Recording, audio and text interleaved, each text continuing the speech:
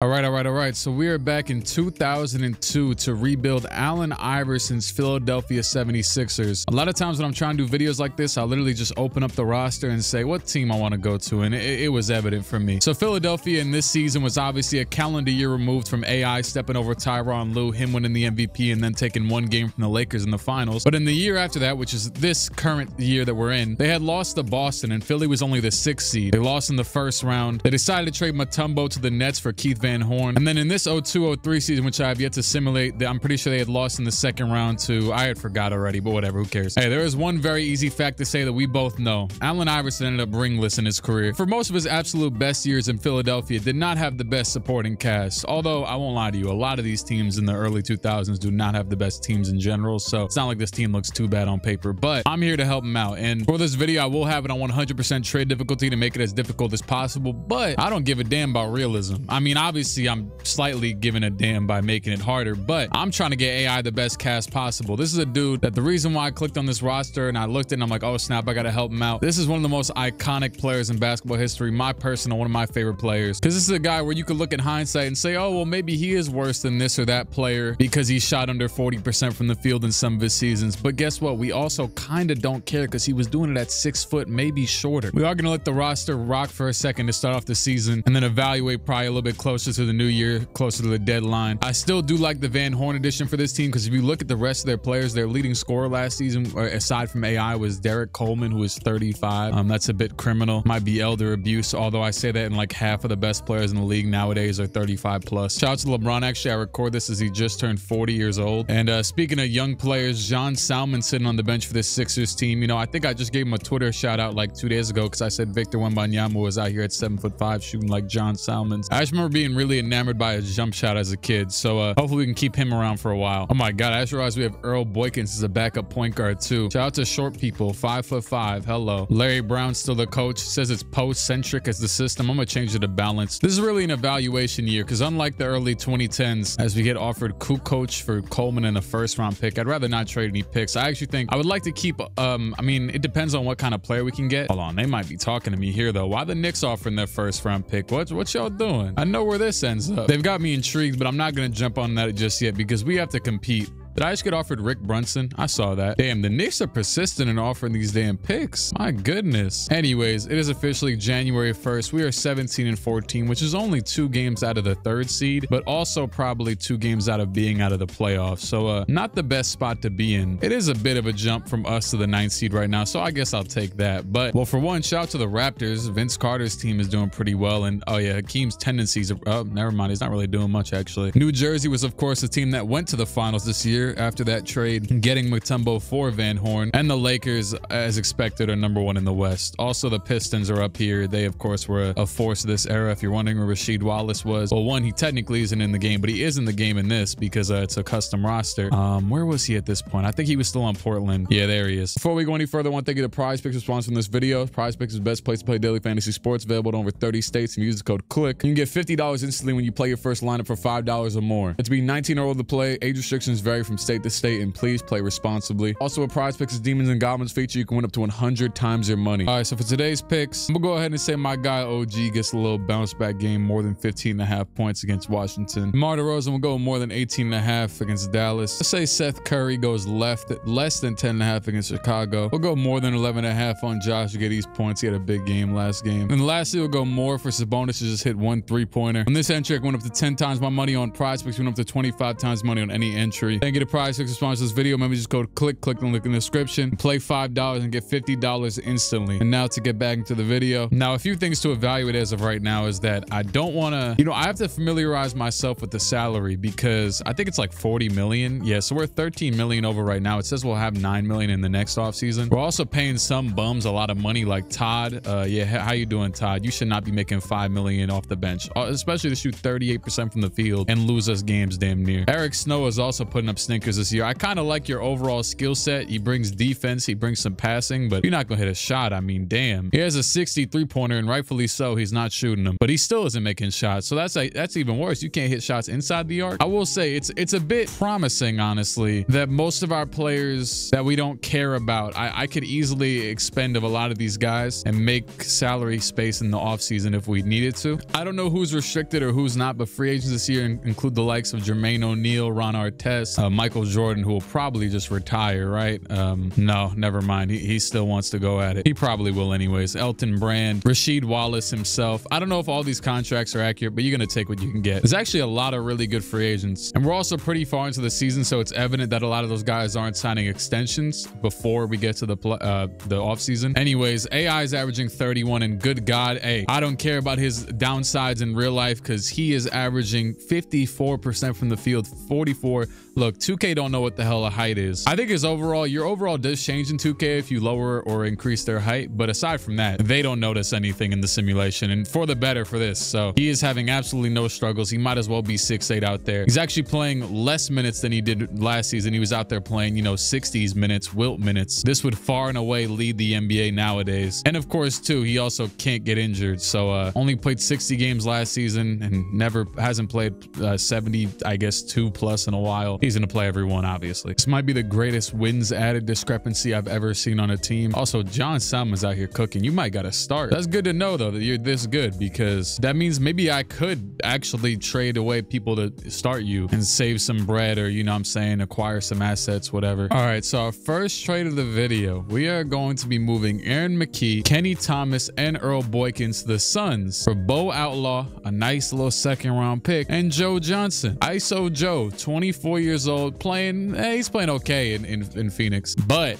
this is ISO Joe. We know what ISO Joe can become in this league. I already checked his player card. His peak start isn't for a few years, even though he's 24. The roster's got him right. And not only that, it's a very, very good contract. He's on a 3-year deal just for under $2 million a season, damn near. Also, I really got in my finessing bag because I got offered this exact same trade, but without the second-round pick, I went and added it to the player finder, and they added it. Look at that. You get a second round. Look, this stuff is not easy to come by on 100%. I'm not gonna lie to you. And we get rid of Thomas, McKee. I've already scoured the market for all these dudes, and they don't get us the best stuff in return, but instead we get Joe Johnson, who's going to provide us value for years to come. He's got like a super good potential, you know, as you'd probably expect. He's obviously going to play small forward for us off the rip. And I did check our team stats and everything. I don't think this is a move that's going to hurt us either in the modern. I mean, obviously he's damn near the same overall as all the guys we just traded. We are a bottom 10 offensive team comfortably, even with AI averaging 30. We are a top 3 defensive team. I do think that trade's obviously going to hurt our defense, but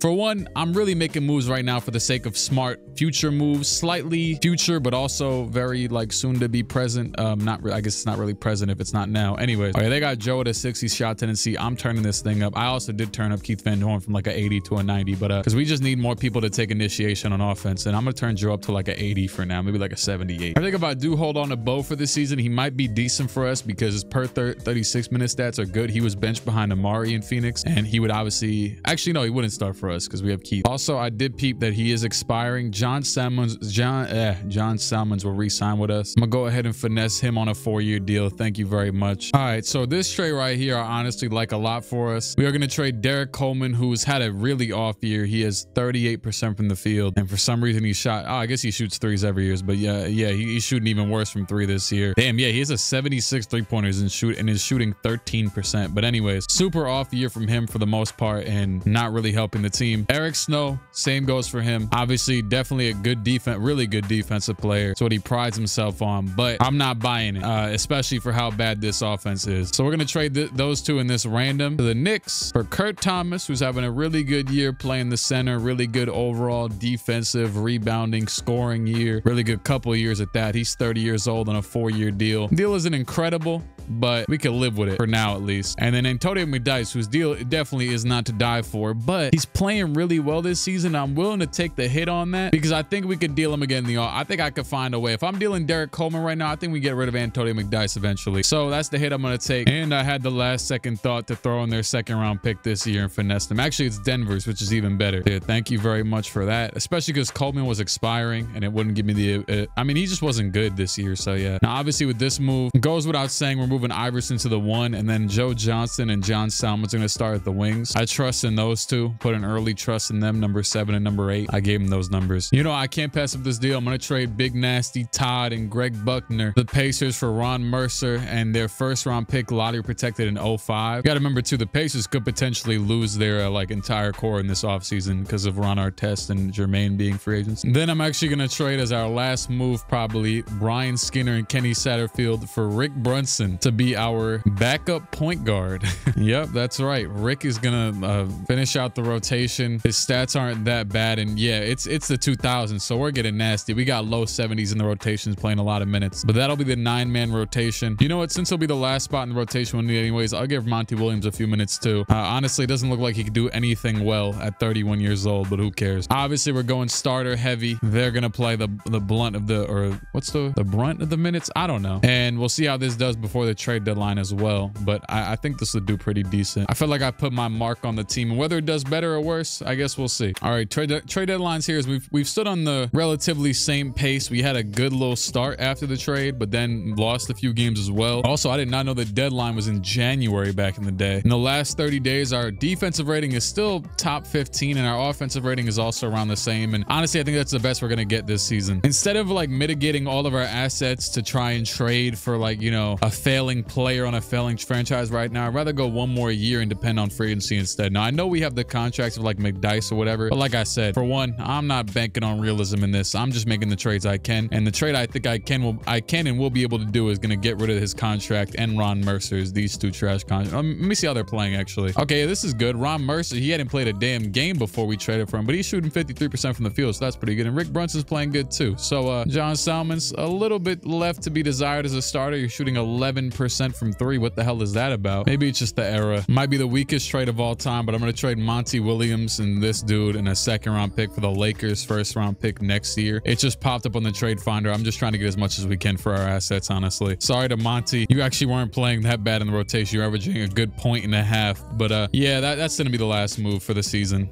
We're good. Or well, maybe we're not. I don't know. I do think a really good move potentially could be to trade Keith Van Horn for a player of like a similar caliber who makes like half as much money, so I could save some for the free agency period. Anyways, though, we can worry about that later. Shaq wins MVP. Yao Ming Rookie of the Year. Lamar Odom 6th Man of the Year. Those two got traded for each other a little bit later after this. Although Lamar never really thought about how he was on the Heat in the first place, so he signed there, I'm assuming. Ben Wallace, DPOY, with that smooth 5 points, 41% from the field. Ricky Davis, most improved for the Cavs. Although I did see this would have been a good player to like try and trade for. Let me see how much money he's making, actually. All right, this would have been a really good player to go for, actually. I low-key should have looked into this, because the Cavs were garbage. They were like bottom of the conference, but he was really good. AI makes the 2nd team, crazily enough, averaging 31 points, which is almost it's basically tied with his career high, as well as a career high 6 rebounds, a career high 7 assists, 2.5 steals, 55 from the field, an obvious career high, 39 from the 3. Same goes there, a little bit lower from the free throw line, 41 minutes a game, 15 double-doubles and 2 triple-doubles. Makes the 2nd team. Oh, well, to be fair, he was fighting for the spot behind Kobe and T-Mac. I forgot it's still positional.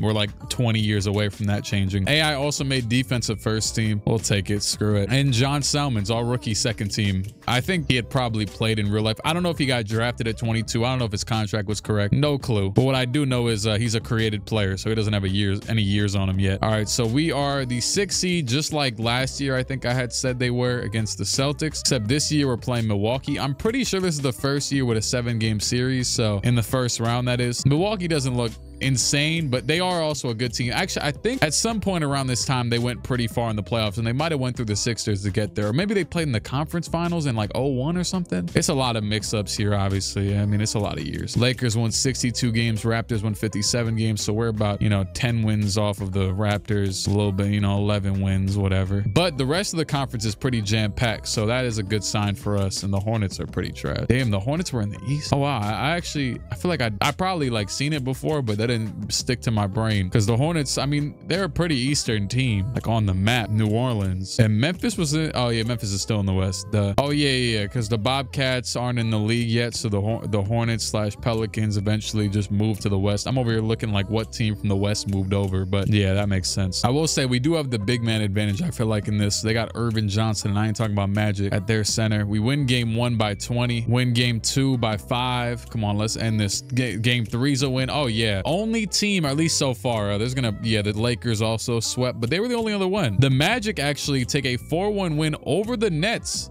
Oh damn, we gotta play T-Mac and Grant. Yeah, to be fair, Grant was injured as hell around this time. That hurt them as well, but they still were the 7th seed this season with, you know, Grant being healthy. So Grant Hill 82 overall self plus T-Mac, and then this really pretty much weak team around them. But we're not the best either. So I mean, it's basically just AI versus, you know, the Mac. I think one of my friends was real hype. He got a T-Mac jersey for Christmas. What y'all all get for Christmas? Anybody get anything good? Anything swell? We lost game 1.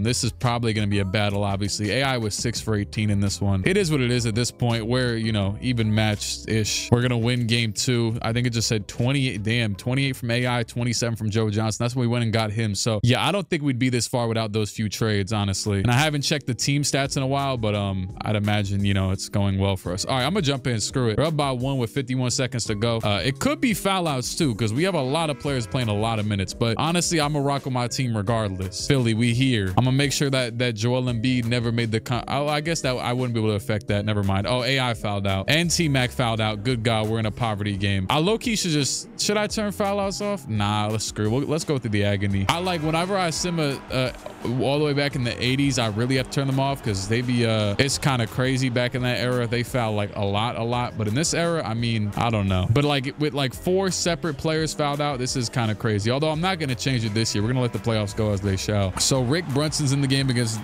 Darrell Armstrong. I'm pretty sure that is. Yeah. And Grant Hill's in the corner right now. We also, so Kittles and Grant Hill are the 2 stars of this game currently. And they're going to pass it to, I think this is Jock Vaughn, who eventually, see their coach now? No, is he? I can't even remember anything. Anyways, no, it's not. I'm forgetting. Is he? Who the hell is their coach? Anyways, Grant Hill gets fouled. He was doing absolutely nothing. I saw the Magic coach, obviously, respectfully getting a lot of praise. Oh no, it's Jamal Mosley. Okay, yeah, it was oh, that's what it was. Jacques Vaughn was the coach of the Nets recently. Grant is going to make the first free throw. So he's going to cut it to a 2-point game with 29 seconds to go. And he will hit both. Sixers will not obviously call a timeout. I don't know how many they have left. He's going to pass it to Rick Brunson. Brunson now, imagine he has Jalen's animations. That'd be kind of funny. He might be the one taking the shot. I don't know if Kerry Kittles has the dog. Now, Brunson does have some decent animations. So, I mean, not animations, attributes. So this wouldn't be, is Rick Brunson about to take this shot? Rick Brunson goes to the basket. Hand off to John Salmons. Oh my goodness. John Salmons for 3. It is good. That contract pay. Oh my God. Hello, Doc. Doc Rivers, the Magic coach in agony, playing the team that he would eventually coach about 20 years later. Sean Kemp, Magic Sean Kemp just subbed in this game. There's that one picture of Magic Sean Kemp that's so funny.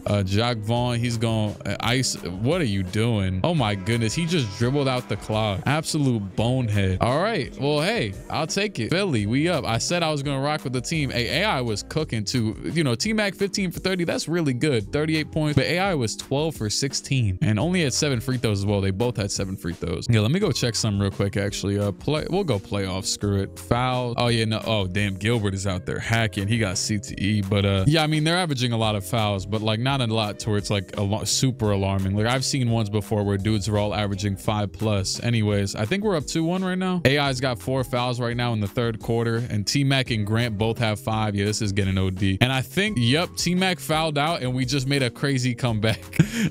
They might still win though. They might just have it. You know what? Screw it. I'm jumping it again. 1:45 to go. We can make this what, like a 3-1 or a 4-1. I'm gonna jump in to help us out because they're not gonna know what to do again. We gonna have Allen Iverson shooting the ball. I still miss I know Allen Iverson's animations aren't bad nowadays, but I still miss when if you remember in 2K, I miss when he had jump shot 8. It used to be back on 2K. I remember there was one segment in like a video I did back on 2K14 where I went through all the animations saying how I know all of them. Oh my goodness. AI with the steal. He's gonna go all the way and dunk it down. That's some of the best pass perception I ever seen. Anyways, I had a video where I was like going through all the animations saying how I knew like what every single player had back in the old 2Ks. Nowadays, they got rid of like all the numbered animations. It's just all assigned assigned to players. But I miss when AI had jump shot 8. He would like jump up and kick his feet in the air as Grant Hill misses this nasty layup. And he'll pass it up to AI Salmons. AI is beating everyone down the court, and that is going to be a made layup by Outlaw. 1 point lead for us. I'm thinking it's Travis Outlaw. That's Big Bo. Salmons, I don't know what your defensive ratings are, but it seems like you're playing pretty good on defense. I'd rather you guard than Joe Johnson. Oh yeah, he got over that screen pretty swiftly, and Grant gets the basket. That's just a good finish. 58 seconds to go. AI has 45, it says on the bottom. And yeah, but anyways, but I still like AI. Oh, AI is in general though, his animations, they got like all like his weird stuff, like his layup animations, his spin shots are all really funny in this game now. Is that Mike Woodson? I just seen Mike Woodson. Wait, I gotta know. Is Mike Woodson coaching for us, or is he for the other team? Oh, he's for us. My guy Mike Woodson's on our staff. Oh my God, why did it just get so blurry? I gotta do it for him. I really gotta do it for him, for real. All right, Big John Salmon's gonna pass the ball into passing AI. Jacques Vaughn, you cannot guard me. Oh, but guess who can? Sean Kemp. But wait, who gets the board? AI back out. Kurt Thomas with the, what the hell? Kurt Thomas with the scoop layup. Vaughn on the break on the left wing. Pass down, Drew Gooden. Being good is good. That'll get you Drew Gooden. With the 3-point lead, I just realized we're losing. That's a big swing too, because we could have been up by, I don't feel like doing the math right now. I don't feel like doing the, well, okay, so they would have had 102. We would have had 102. We'd be up by 1. Anyways, pass into the corner. John Salmons, actually. John Salmons is going to try and take it to the basket. I don't know what the, please don't shoot it. Yeah, get the ball to Allen. Thank you very much. Allen Iverson to the basket, through the lane. Allen Iverson all the way. He bricks it. And I tried to exploit this team by jumping in, and we might just lose it off of that. That's kind of sad, because I thought, you know, like we definitely have a better chance of winning this, considering that, I mean, you know what though, AI is probably better in the simcast because he's probably, you know, 7 feet tall on there. Honestly, this game's over. Yeah, this game's just over. Well, T-Mac at 38 without playing in, Jesus, he played 20 less minutes than AI almost. AI almost played the entire game. That's not even a calculated thing I'm doing. I still have him at like 42 minutes. Maybe the team's trying to play him more. They are. Screw it. I'll listen.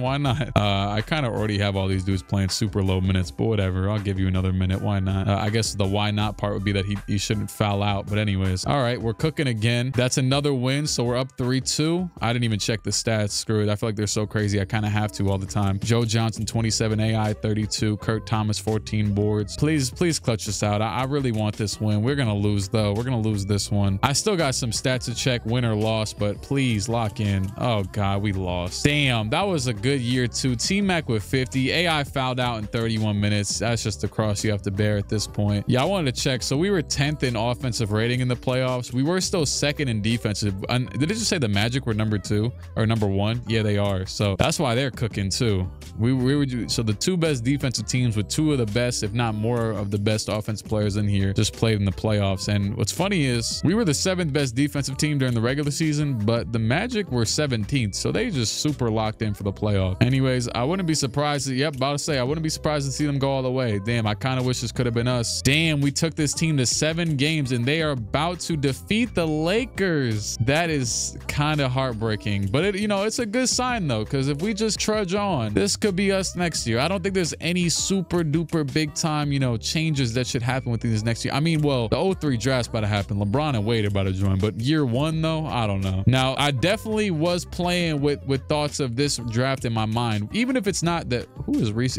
He must be real. It looks like someone tried to make a real person here. Thoughts of this draft in my mind, because even if we don't get one of the top 4 guys, which I highly doubt, honestly, like I don't know if I could even trade for one of these picks on the 100% trade difficulty and everything, but maybe I could super duper finesse it. I would trade everything to get one of those guys, especially just considering the contracts they're gonna be on and, you know, the free agency that I'm planning for. But and like it's AI here, so like everything goes, you know what I mean? Because like it's not like I'm rebuilding. Like for example, recently I was doing that Kings rebuild in the modern era. No, nobody want to go to Sacramento. DeMar DeRozan went there because not one other team wanted him. But Philly in the AI era probably get a few players that want to go. Also, Malone and Stockton retired. Can I pull a strategy real quick? I actually want you two to both come back, so that I know that's kind of crazy, but I don't want anybody. I want teams to go for those two and not go for the players I'm wanting free agency. That's kind of crazy. But to be fair, they also did both, I believe, play 1 more year. So whatever. I don't care about the rest of the guys though. Is this a year? No, I think it's the next year after this that the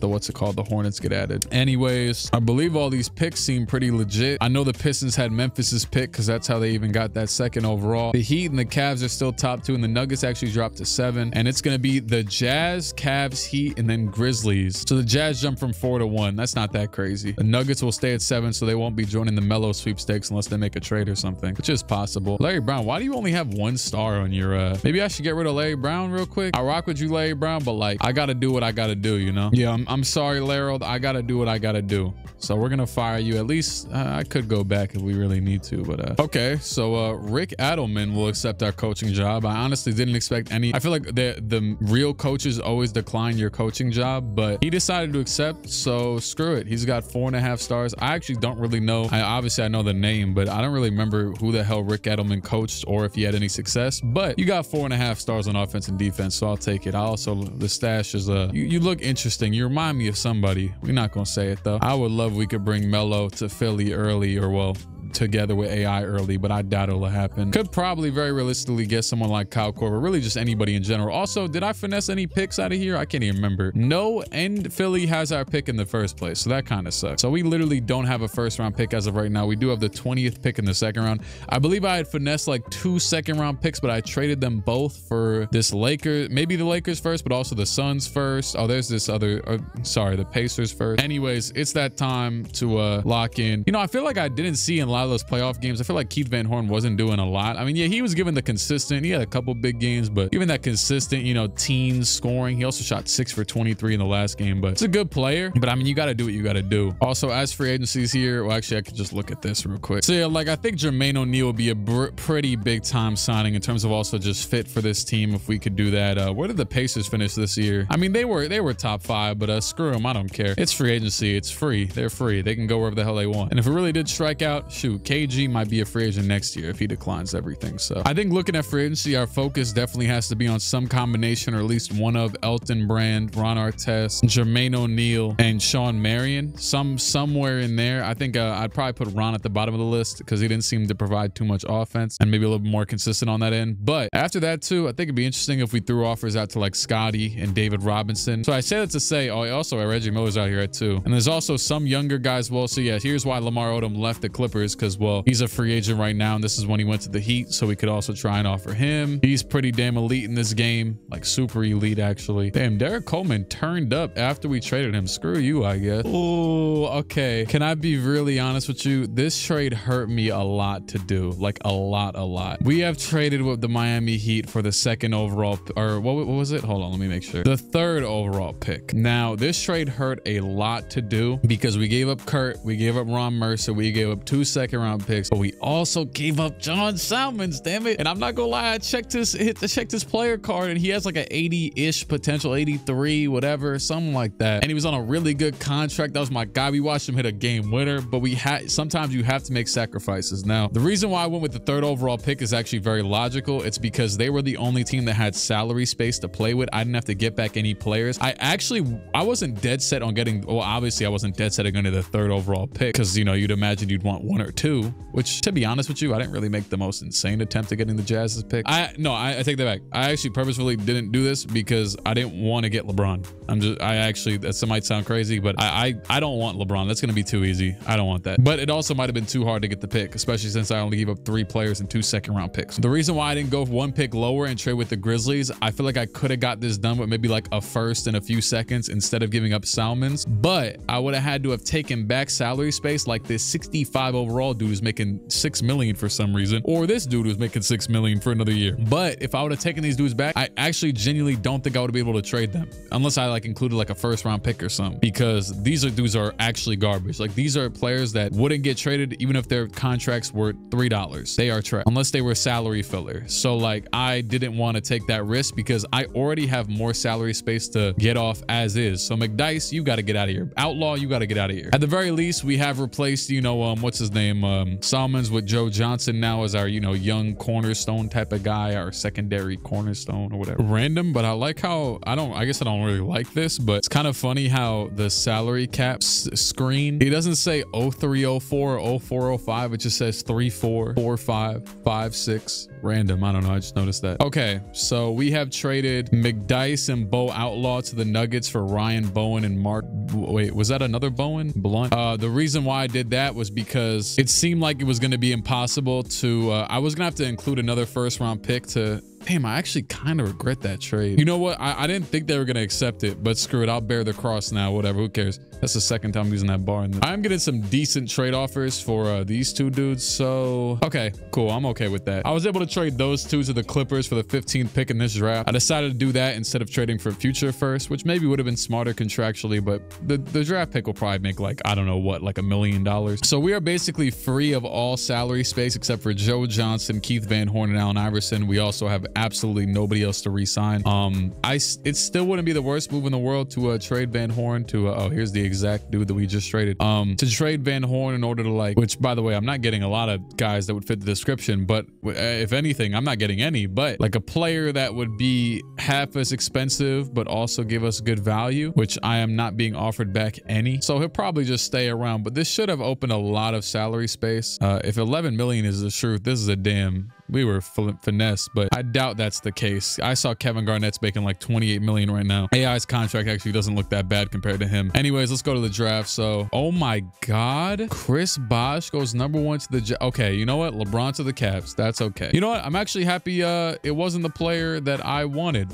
Carmelo Anthony, who crazy, well, yeah, that may, well, damn, they have him ranked behind Kirk Heinrich in one of the drafts. That's fantastic. They're also, this is kind of funny. There wasn't an NBA.com rank back in these days because I guess there was no internet. Anyways, there was definitely internet, but yeah, we're about to get the most buckets ever. I don't care. D-Wade maybe defensively would help us out. No, give me Melo, Joe Johnson, and AI. We getting buckets. I don't give a damn. T-Mac, watch out. Plus he's at 83 overall. He's a higher overall and he's 18 years old. D-Wade probably gonna get you more assists and maybe even more, nah, not more rebounds, but yeah, don't care. Carmelo Anthony. Honestly, part of me was hoping we got Chris Bosh, but well, especially if we got like the 4th pick, I was assuming that, but yeah, I guess there it goes. That's how it's going. The Bulls will trade the 6th pick for Ricky Davis from the Cavs, so they're going to double down and get Kyle Korver as well next to LeBron. Just waiting to see for our 15th pick or whatever. 10th pick for Theo Ratliff. Who cares? Jose Calderon. The Knicks just picked Michael Sweetney again. I think they did that in real life too. All right, with our next pick, okay, actually not some bad options. So Mo Williams is still up here. Granted, we don't have anything now. We have like no players at all. So technically everything helps us out. But I will say like, David West is the highest overall player. He's got all-star. I mean, it's David West. We know who David West is. It says he's projected to go 2nd round, but I mean, I'm not really. Yeah, you know what? David West will fill a need for us. He's tied as the best overall player in the draft, which isn't the greatest draft in general, but still. Okay, so slight diversion. We have made a trade with the Denver Nuggets again. Welcome to Philadelphia, Marcus Camby. That is the player I decided was of equal value to Keith Van Horn. He's 1 overall higher. He's 29. The eventual NBA DPOY, who probably won't in this league because, you know, shout out to what's his name, Ben Wallace probably won every one. He's making $7 million this season, which is basically directly half of what Keith Van Horn was making. We obviously just got Melo. We have a progressing Joe Johnson, so we don't really need scoring. So we'll get one of the better defensive big men in the league, who ironically was on the Nuggets, who Melo played with. I did have to give up, which I can't look at the transaction history right now because we're in the middle of the draft. I gave up 1 first-round pick in 2007. I think it was just Keith Van Horn and 1 first-round pick in 07 and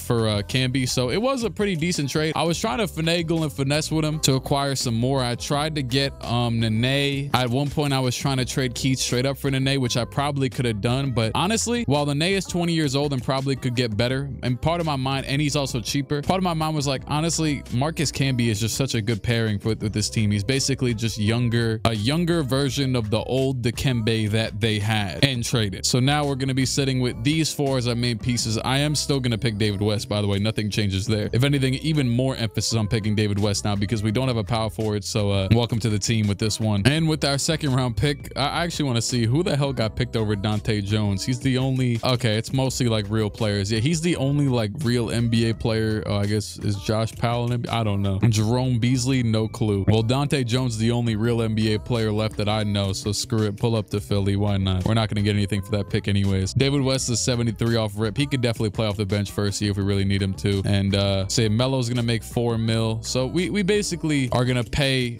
Camby and Melo for what we were gonna, and by the way, Melo's already gonna be at 82, 83 overall first year, and this gives us a full-fledged future as well. All these dudes can kick rocks, and free agency. So obviously, so for the record, signing someone like Jason Kidd who's worth 13 mil would get rid of all of our, obviously we're not signing I mean, hypothetically, it's not, AI is a 2, so would it be the worst thing in the world? I didn't even consider that. Really though, Jermaine O'Neal is the smarter one, especially because he's a power forward. If I could be honest with you, he could be even more impactful than J Kidd, for us at least. But at the same time though, we're gonna definitely, I mean, AI did average 7 assists a game, which is nothing to slouch over, and Joe Johnson averaged 3, which isn't bad either. I'd imagine Melo gets you like 2 or 3. Can be a sumo 2. I would imagine we're gonna lack a bit in the assist categories. Now, Jermaine O'Neal is 24 though, and Jason Kidd is 30, so we do have to weigh that as well. Oh, but you know what though, J Kidd, while we can overpay, not really, not much at least, we could probably do something like this to give him a really good offer.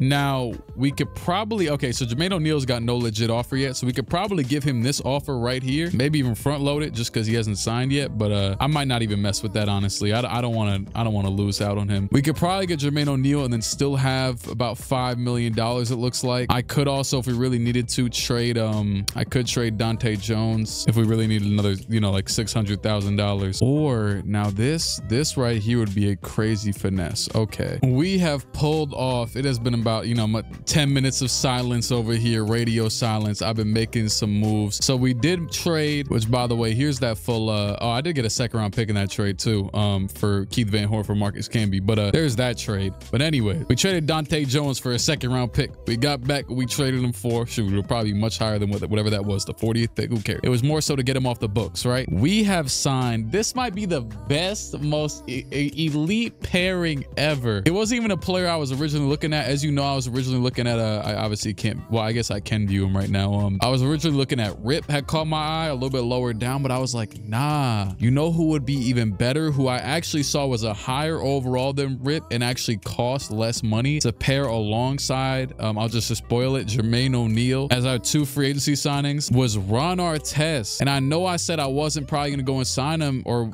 maybe pursue him or whatever because of, you know, the scoring, whatever. This is defense. We add this defense, this DPOY level player, literally won a DPOY next to Melo, AI. And then this is what I did with Jermaine O'Neal. Now he's literally only 1 overall higher than Elton Brand, but honestly, looking at his stats, I was like, I want to make sure we get Jermaine if we can. He shot a little bit better from the field. He actually even shoots 3s, it looks like. He's got a 68 3-pointer. Him and Elton Brand are both 24 years old, so there's no difference there. Although he is 20 pounds lighter and 2 inches taller. That's random, but yeah. By the way, I just realized we're stealing Indiana. We are literally stealing Indiana. And don't I have this is the team I traded for their draft pick. Thank you, Indiana. Ooh-wee. Anyways, Ron Artest on a 3-year deal with a player option. So what I did was he actually had a good offer from Indiana. So what had happened was I had offered him, as you can see right there, I offered him, I think it was like 25, what is it, 250,000, probably more. It was like, you know, I went up like 1 notch, offered him a little bit more than the Pacers are, and gave him the player option. He said, I bet. And then for O'Neal, because all of his offers were kind of trash, I was able to offer him a little bit lower, but his favorite spot contract wise, like years wise, was at 2 years. So I decided to give him 2 years instead of 4 years. Now I gave Brand 4 years because I was able to give him all the money he wanted, but I'm gonna take the shot on Jermaine on the 2 year, and then, you know, take the risk. I think we'll probably get bird rights so I can re-sign him after the 2 years. If not, this will kind of suck. But honestly though, we're going all in for this year as it is. I don't care. This should be the year. I don't give a damn. We got Marcus Camby, Allen Iverson, Carmelo Anthony. We're gonna have Joe Johnson and David West off the bench. So this will basically leave us with like no money to spend. And I'm really happy I was able to keep West as well, because he gives us a really good player for the future too. This is perfect. Let's get it done. I'm not even gonna mess around with the other signings just yet. We're gonna make sure those 2 lock in, as Elton Brand did not get a contract yet. But so those are locked in. We literally have all the positions well, actually I'm lying. Ron Artest,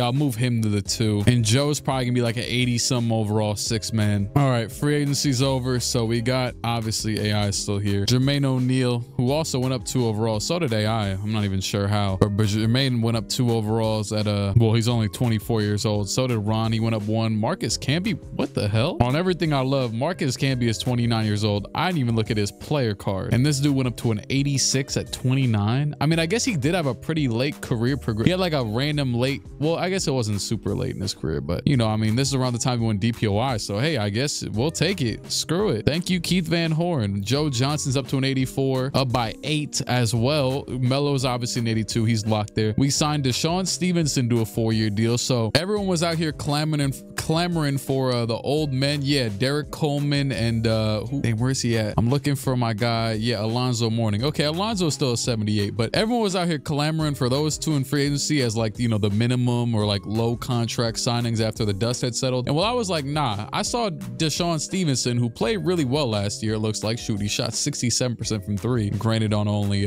6 attempts, but we won't talk about it. So I got him to play wing on the bench as well alongside Joe Johnson. I also scrounged up Bobby Simmons from nowhere. Somehow I broke the rules of the world and signed Reggie Evans on a 2-way contract like 15 years before they existed. We got this dude pre-drag. I guess you can call him Peja because that's Peja's real name too. We'll call him Peja Drobnyak or whatever the hell his name is.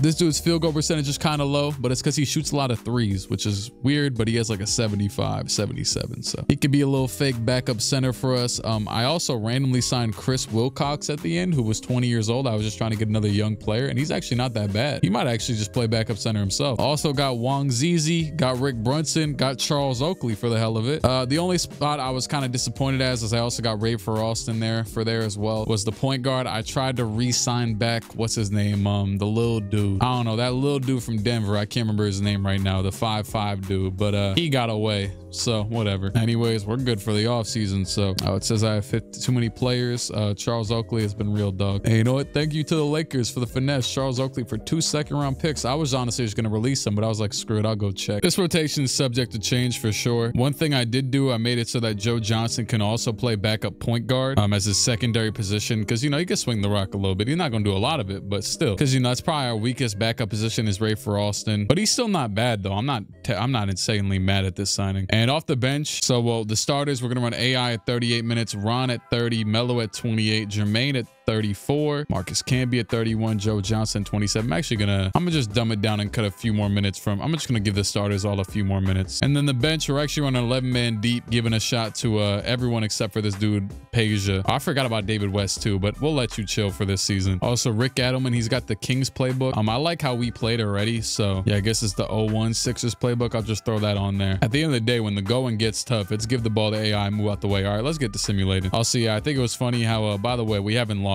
yet. Okay, there goes one. Oh wow, we lost to the Magic. Hey, Reggie Evans trying to go back to the G League. Is there any way? Okay, it says I can't sign him because the roster is full. I might have found a finesse. I traded Jannero Pargo to the Hawks for a 2nd-round pick and Reggie Evans, minimum contract. There you go. Elite finesse. We have 1 loss, which was to the Magic, obviously. We beat the Lakers. We beat every team, obviously. Probably even the Magic. Yeah, I see a win on there against them. Oh my God, this is the first time I'm getting offered a trade and we're mad far in. Teams aren't even trying to talk to us. They're like, oh God, we're just terrified. Yeah, I think it goes without saying that I haven't considered even barely stopping the rotation. We're 41-3. We can count on one hand how many times we've lost. We've lost to the Bucks, the Pistons, who actually did lose Rip Hamilton, but they have Scottie Pippen now, and the Magic, who look relatively exactly the same. So good for them for winning this game. Melo is top 5 in Rookie of the Year, but he will definitely not win it, and we do not have an MVP candidate. Oh, John Salmon's about to win 6th Man of the Year in Miami, though. Damn. I was about to say, I low-key, part of me wants to find a way to get him back. I know that's kind of crazy to make that to be the one trade, because I was about to say shout out to the sacrifice of John Salmons, because without this, without him, I don't think this is possible right now. Here's the stats. AI's averaging 23 and 8 which is even more assists than last year with 5 boards. Jermaine O'Neal at 18-10, Melo at 16-5 and 4, Joe Johnson at 16-4 and 3 off the bench at 25 minutes a game. Ron Artest filling his role 12 minutes a game, shooting his best percentages of his career from both the field and from 3. My goodness. And Marcus Camby, for some reason, is he's only shot 10 threes, but he's still not shooting the best overall. But honestly, who cares? Oh wow, I didn't realize how bad his close shot, mid-range, all that stuff. I mean, his mid-range isn't bad, but his close shot's pretty bad. So I guess that makes sense. I had a feeling it'd be a good idea to start or play Wilcox off the bench. He's got 2 boards and 5 points a game. Reggie Evans grabbing 5 boards a game. You already know he's not going to score though, but that's fine. Funnily enough, the only negative player, oh no, Reggie Evans is 2. do is Deshaun Stevenson. Hey, I'm not even gonna front. I don't even care. I said I don't care a while back. If I could get my guy back, hey, was this an overpay? Yes, it was. Deshaun Stevenson, that dude, Peja, 1 first-round pick that was our own, and 3 second-round picks. But guess what? My guy is back. John Salmons, welcome back to the bench. Honestly, good trade, Miami. Y'all were probably trash anyways. Hey, I just decided to pull up the John Salmons highlights. Look at this. Look at my guy. Oh, on the baseline.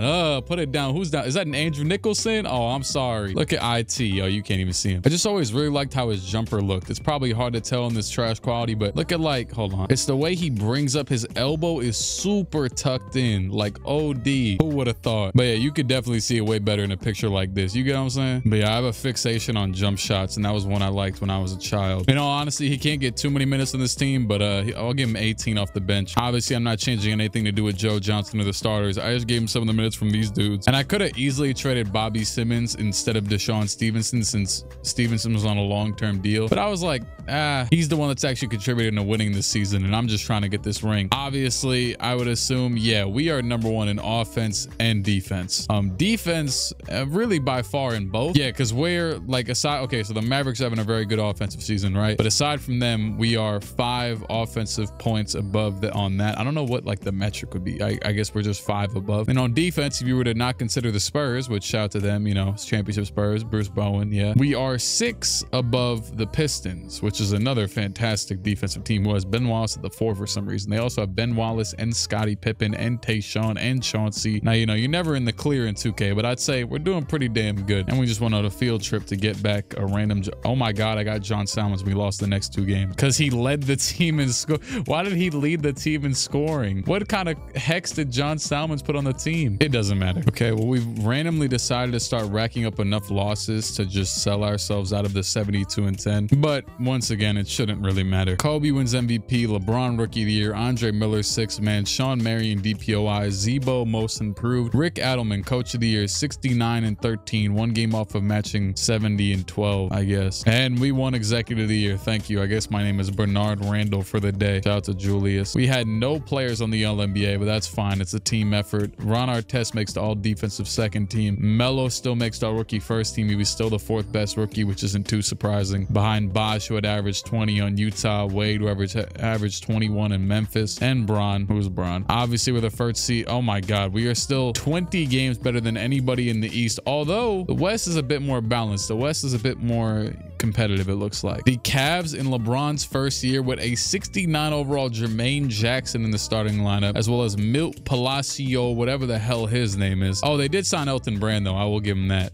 Team is good outside the guards. So yeah, they're the 3rd seed. Jason Kidd also went back to the Nets. They're good. And our 1st round matchup will be the Milwaukee Bucks, actually, yet again, who look to be about the same. Although, if I'm not mistaken, were they not starting Michael Redd last year? I think, yeah, because him and Ray Allen are both listed as shooting guard. I remember last year not seeing a Michael Redd on this team. Funnily enough, Gilbert signed with the Wizards again. They missed the playoffs this year, though. He always takes a crazy jump in 2K. And honestly, I never really checked where Michael Jordan went either. No clue. The Raptors dropped off from the top of the conference to way further down. Did they lose anybody important? I mean, I know they didn't draft Bosh, but still. I want to check the trades because I saw the Knicks don't have Allen Houston anymore. Oh, they traded him last year. I was like, where the hell? All right, 1st round Milwaukee, we win game 1, win game 2, win game 3. That was easy enough. 1st round, damn near 3 players averaging 20 plus. 2nd round, New Jersey, pretty damn good team. Richard Jefferson, old Dikembe, who's still pretty good, honestly. 79 overall. I thought he'd be worse by now because he's like pretty old. Kenyon Martin, Jason Kidd. 1st game, we win by 20 some. 2nd game, okay, we lose. So I was actually waiting to see a loss so I could start simcasting without shame. But we won the hell out of this game. Marcus Camby led us in scoring too. Was that John Salmons at 2nd? Yes, it was. 19 points from John. Next game, they're actually kind of cooking us. Can we come back? Almost, but no. We actually only lost by 4. Cleveland has swept, by the way, to go to the conference finals I just saw. So they're having a little bit easier than us in this 2nd round as Joe Johnson, 28 points. I did look at the wins added stuff as Iverson at 25 and 11. He's taken taking on a bit more of a playmaker role, which honestly, I wouldn't put it fully past AI to be able to do that if he just had teammates. Maybe he did do that in Denver. I'm not really sure. But yeah, I had checked the wins added during the season. And while AI is obviously our most valuable player and then Jermaine O'Neal, it's actually Joe Johnson at third. And John Solomons' stats are kind of inflated by the fact that he was in Miami, but still elite hooper. Game 6, Brooklyn New Jersey actually out to a quick lead, and we're gonna cut it back, but they're gonna win. So we are, after losing just whatever 12 games all season, we are now in a game 7 against the Nets, but it looks like gonna win. I don't know, it's kind of close. I didn't really want to jump into that, so we did it. All right, Milt, Jermaine Jackson, this is an insane backcourt advantage, but is LeBron James at an 84 overall and Elton Brand and Big Z good enough to lead the Cavs over us? Let's see. I mean, we literally have Ron Artest. Okay, you know what, I'm gonna do one thing, one very small change, just that. Melo to the 2, Ron to the 3, so he can guard LeBron. Don't know if it'll even really matter, but maybe it did. LeBron 13 for 25. What did he do in the first game? First game, he was 13 for 19. So maybe Ron had an effect. Probably it is Ron Artest. It is not a good sign though that we're struggling with this team with a rookie LeBron. And it looks like we're going to lose this next game as well by a smooth 7 points. So we are down 2-1. Next game in Cleveland. Okay, it looks like, yeah, we run away with this one rather easily. AI 25, 6 and 7 to Bronze 25, 5 and 8. Huge game here. We were able to hold on by 3. I was actually genuinely trying to jump in. We just had a good hold on it. Braun was 7 for 21 and we're up 3-2. This is a huge game 6 in Cleveland. Screw it. Fourth quarter, down by 3 with 2:27 to go. Does it even, I mean, obviously it matters for them if Braun fouled out, but for us, well, I see AI is in the game, so I think this is, no, it's not the first time we're going to see him. He also does have 5 fouls though. He has the most fouls in the game total. So Melo, AI, Marcus Camby, I think Joe Johnson's out there right now, as well as Ron Artest. I mean, not Ron Artest, Jermaine O'Neal and Ilgauskas, Will. Wow, oh my goodness, Marcus Camby damn near fouled the hell out of him. And look at O'Neal all the way up the court, wide open. Jermaine O'Neal, the layup is good to cut it to 1. The Cavs playing with their heads not, what's it called, on straight, screwed on straight, I guess. Yeah, basketball. So Ron is checked in, and obviously I'm very happy I did that lineup switch thing right now because he is on Ron and Braun. This dude Milt is actually running the offense right now. I'm not really sure what they're doing. Kyle Korver. Damn, why isn't Kyle Korver starting? I didn't think about that. Elton Brand in the post. Oh yeah, that is true. Elton, oh my goodness, Elton Brand steps out of bounds. Elton Brand is their best overall player, so he is going to get the ball in these late game scenarios. And for us, I would assume it's going to be AI, but Melo has the ball right now. Melo, he's going to give it to Ron Artest. Artest now over to Iverson. Iverson, though, he's going to pass it to O'Neal. O'Neal kind of gets stuck back to Iverson. Iverson now, oh, he gets the pull up, and that is off. That was a terrible shot. He had the whole lane, probably, because he's, you know, small and elusive. Kyle Korver, it looks like he'll give the ball down to Elton Brand with the fall away jumper. That is off. Rebound by Camby. Camby up to O'Neal. To be fair, in the 2000s and the early 2010s, now it is the late game, so obviously they'd be a bit more meticulous, but I was going to use that exact word to say teams were not super meticulous with their shots, as AI hit some BS fall away floater. Had a feeling that was going to go in though because there was nobody in front of him. But yeah, teams were like mad, like free with what they did. And as Braun goes to the basket, he misses. Great defense by Ron Artest, a game changer. I'm definitely much more confident with him guarding Braun than basically anybody in the NBA at this point. And out to Artest, hands it off to Iverson. Iverson, we're up by 1. AI, oh, that's a bad shot. Yeah, that's a really bad shot. Okay, 37 seconds to go. Up to Korver. Korver, number 26 with the Cavs. Back out to Brand. Actually, Korver was supposed to be on our team, traded for like a fax machine, right? Or something like that. Anyways, Braun's going to pull up. Oh, no, he's not. What a closeout from Artest. And that is a 3-second violation on Big Z. Oh, my God. That is a blunder. And they're going to have to foul probably. There's only a 1-second differential. So, I mean, not really much of a choice. We'll pass it into AI, I'm assuming. Yep, AI gets the ball. And we are in the bonus. Thankfully, we're not the ones that have to foul because AI would probably foul out. And first one by him is good. AI, the second one at the line to make it a 3-point game. That one is also good. Cavs do have a timeout. This is their last one, I think. I think that 22nd is going to go down to 0 in a second after this fully, yeah, whatever. I don't know. Shout out to whatever team it was. What was it? The Jazz that selected Chris Bosh, number 1. What an interesting team. A lot would be looking different right now if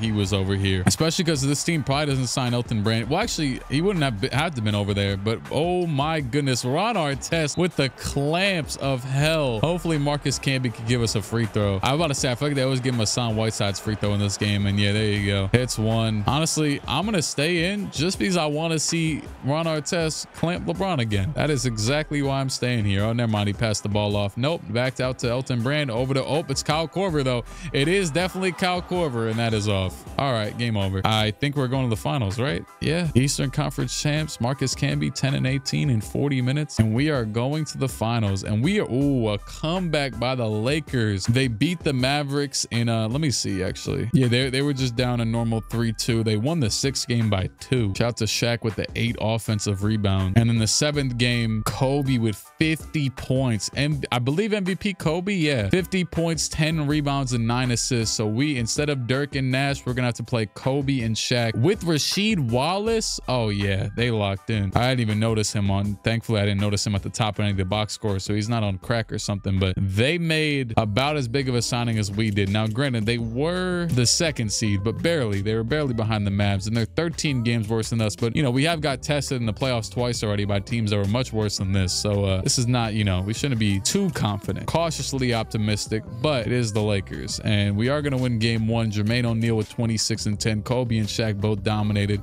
They had the most points in the game, both of them, but doesn't matter in that one at least. Okay, it looks like as this game went on, our obviously full-fledged team just took over a bit, and as you can see, I'm simulating at normalish speeds. Think we're good? Yeah, we're good here. A crazy second half, 33 in the 3rd and 28 in the 4th to their, let's just say it's, well, they had 40 total. And Rasheed Wallace fouled out, but Kobe or Shaq didn't. And they just had an overall kind of team collapse. And well, it's because Shaq and Kobe were the only ones not only to drop 20 or 10. Well, yeah, that was it. Yeah, they were the only ones to drop 20 or 10. That's exactly what I meant to say. Whereas our starting center, Marcus Camby, didn't even drop double figures, yet we had another 6 players do it. I'm not gonna lie, this is kind of crazy, but I know like it looked like for a second we got worse in the regular season because of it. But now I don't actually know if we win some of these games as comfortably without John Salmons, which is pretty funny. Shout out to that 1 first-round pick. I'm gonna jump in with 2 minutes to go here. Okay, so Kobe, Melo, and Marcus Camby have all fouled out. So this is gonna be big though, because this would have been a good game to watch Marcus Camby, his defensive prowess. Shout out to the dude that commented once and said I had 3 controllers on at all times. I'm on the computer, so one of them's the keyboard, and honestly, I don't know what the 3rd one would be. Nope, I figured it out. I have a GameCube emulated controller